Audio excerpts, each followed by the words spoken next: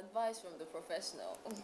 But let's divert this conversation to a business setting. It seems Okay. we've touched on other areas. Yeah. At our workplaces, you find people, we are all competing for laurels at workplaces.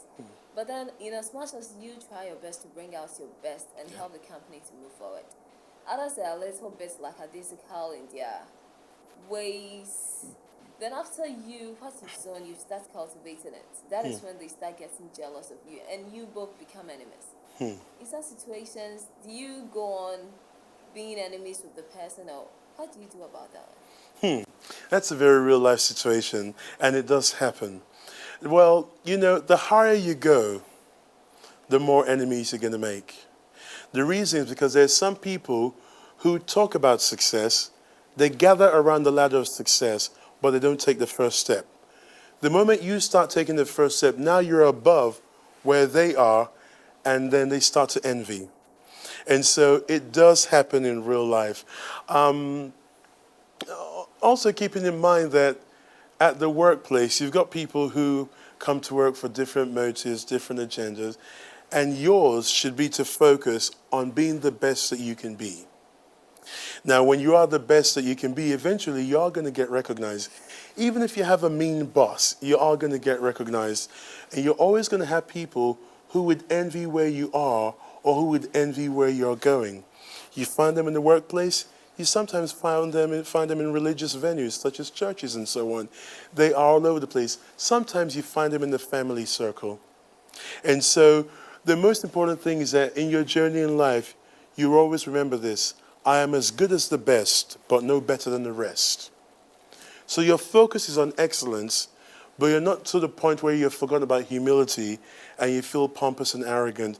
Because, of course, everybody could be allergic to arrogance, So, but at the workplace, sometimes it's a competitive situation. And just keep on treating everybody as friends. Everybody cannot be your friend. You cannot be friends with everyone. But treat everyone as friends. Eventually, the one who is envying you, in their innermost heart, they would know that you're a good and well-meaning person, and their conscience will always have to disturb them. Does it always work?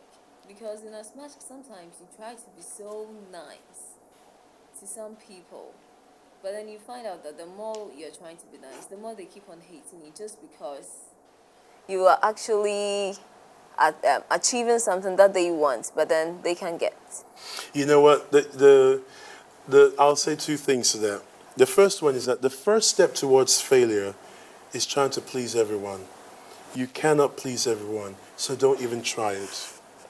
Number two, in terms of going the extra mile to be nice, you don't have to do that. You don't have to be extra nice. All you have to do is be yourself. Sometimes when we make extra efforts to be extra nice, the other party knows that you're making those efforts, and sometimes it doesn't work. You just want to be yourself and be the best that you can be. Eventually they'll come around, or eventually you will leave them and be promoted, or eventually they'll quit. It's one of three outcomes. Either they eventually come around, or you get promoted, you leave them in the same spot. Because such people, what's going on is that they are carriers of bitterness. And the first thing that the acid of bitterness burns is the container itself.